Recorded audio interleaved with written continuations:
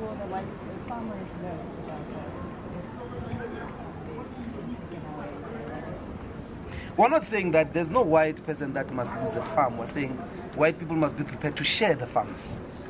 So they must be prepared that they're going to lose part of their farms so that there is distribution of the land. If I were them, with the current scientific predictions of the electoral outcome, the land is going to be at the center of whoever wants to take power after the 29th of May. If I were them, I would be prepared that I'm willing to separate with half of my farm, but that farm must be used to farm still on the one hand, and we will be there with an agricultural program that guarantees food security in South Africa. We are in a racial conflict at the moment. If I say to you, 7% of black people, 7% of the land is only in the hands of black people, that's a racial conflict. That is land dispossession. You are sitting in a situation where white privilege has continued. So we are avoiding racial conflict by redistributing the land. That is the only way to resolve it.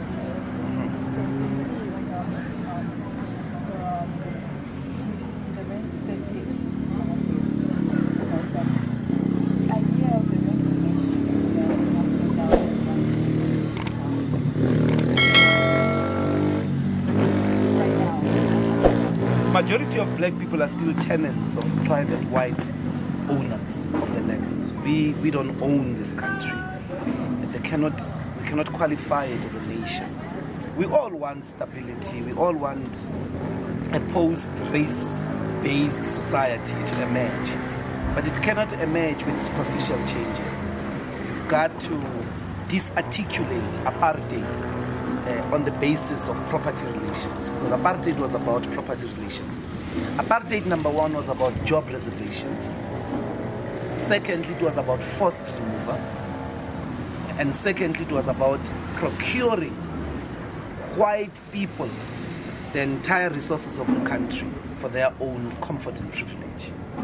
If you're going to reorganize that, it's not about dispossessing white people, making them poor, making them the blacks, or making them the new Kafirs. No. It's about making sure that you break the pattern of development along racial lines. And you make it possible that it's no longer about your color of your skin.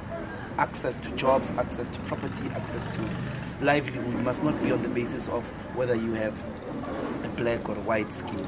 And to do that, we have to disarticulate it on the basis of the... Imagine Europe, let's take post-war Paris.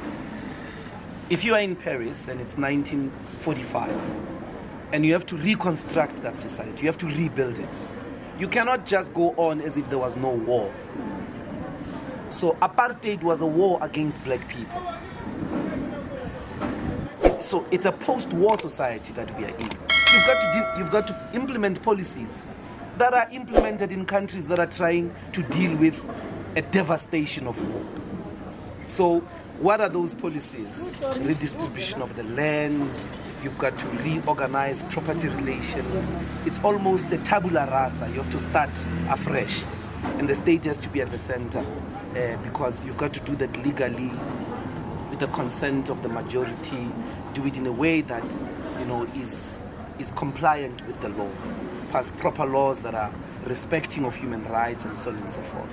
But if you leave this situation as it is currently, you've got two options. Whether a proper revolution, which has a political vision to reconstruct the country.